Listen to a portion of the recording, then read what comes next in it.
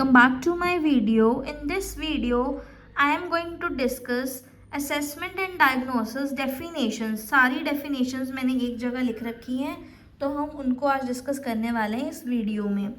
First is haematology. Haematology की definition को अच्छे से देख लो. Branch of medicine and biology that focuses on the study of blood, blood forming organs and blood diseases.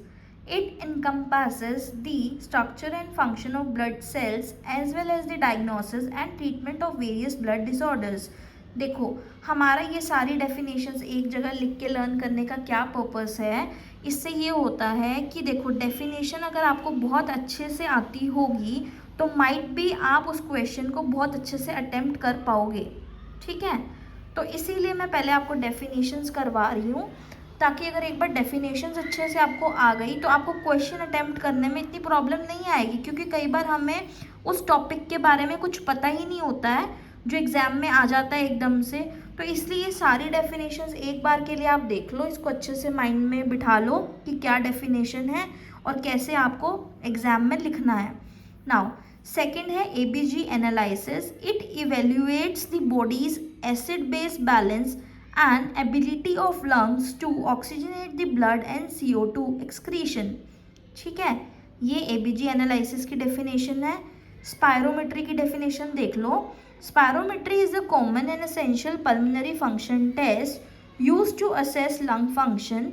It measures the volume and speed of air that can be inhaled and exhaled, helping to diagnose and monitor conditions like asthma, chronic obstructive pulmonary disease and other respiratory disorders. If you see the definitions ना, तो you will find out कि आपके ना आधे से ज़्यादा questions के answer इसी में से ही निकल जाते हैं.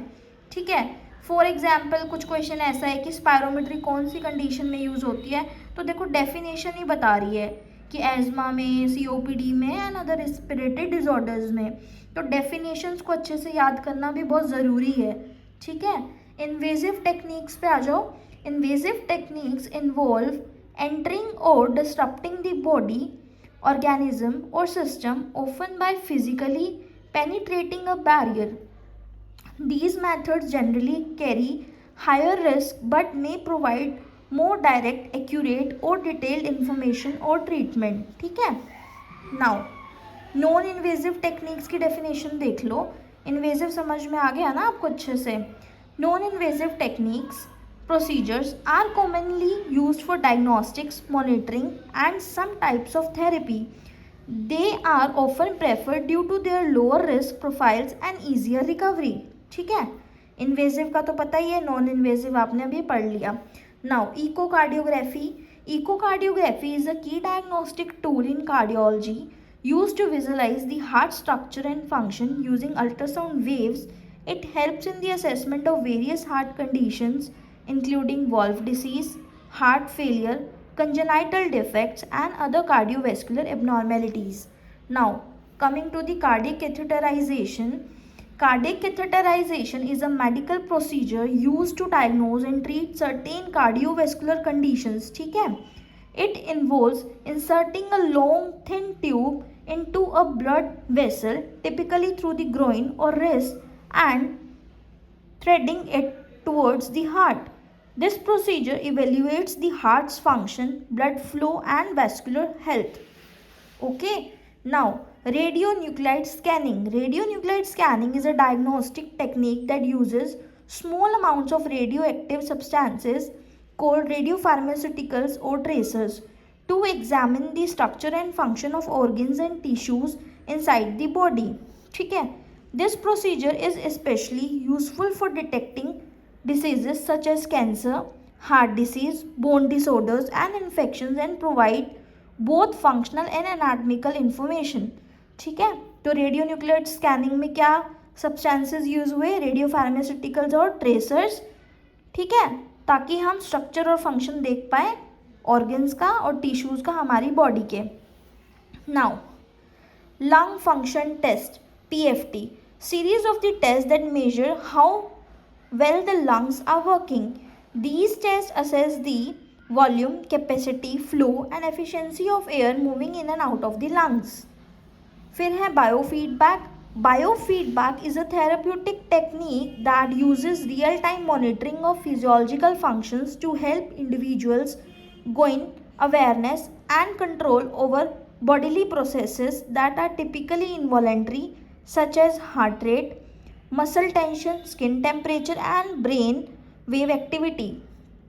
By providing immediate feedback on these functions, biofeedback allows individuals to learn how to regulate them consciously, potentially improving their mental and physical well-being. ठीक है, ये बायोफीडबैक है, एक थेरेप्यूटिक टेक्निक होती है बेसिकली, जिसमें कि आप रियल टाइम मॉनिटरिंग कर रहे होते हो अपने फिजियोलॉजिकल फंक्शंस को, सो दैट कि जो इंडिविजुअल है वो गेन कर पाए अवेयरनेस को एंड कंट्रोल हो पाए उसका बॉडीली प्रोसेसेस पे. ठीक है. Now stress testing. Exercise stress testing or treadmill testing is a diagnostic procedure used to assess how well the heart responds to physical exertion or stress. Humidification therapy. Humidification refers to the process of adding moisture to inhaled air to prevent dryness and irritation of the airway mucosa. It is particularly important when normal humidification mechanisms are bypassed, such as during oxygen therapy और mechanical ventilation. फिर है aerosol therapy last में. Aerosol therapy delivers medications directly to the lungs in the form of small particles और droplets suspended in a gas. ठीक है. This method is preferred for treating localised lung conditions like asthma, COPD और infection, as it provides a direct route for drug delivery and minimises systemic side effects. Okay, तो ये यार सारी definitions हैं जो मैंने एक जगह कंपाइल करके लिख रखी हैं. तो मैंने आपके लिए भी वीडियो बना दी है ताकि एट लीस्ट आपको डेफिनेशंस तो बहुत अच्छे से आ जाएं असेसमेंट एंड डायग्नोसिस सब्जेक्ट की, सो दैट कभी क्वेश्चन आता है तो कम से कम डेफिनेशन तो अच्छे से आए. तो डेफिनेशंस आप ये सारी देख सकते हो. अगर आपको ये वीडियो इन्फॉर्मेशनल लगी हो, वैल्यूएबल लगी है, तो अपने फ्रेंड्स के साथ ज़रूर शेयर करना. And thank you so much for watching this video. मिलते हैं हम अपनी नेक्स्ट वीडियो में. तब तक के लिए अपना ध्यान रखना. बाय.